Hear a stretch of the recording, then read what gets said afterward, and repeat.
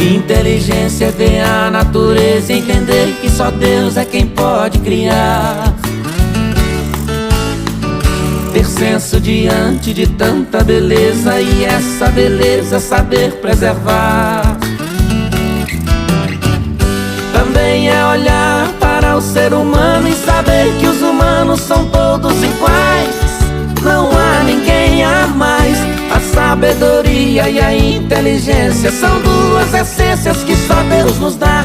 E quem tem as duas e sabe usá-las consegue viver bem em qualquer lugar.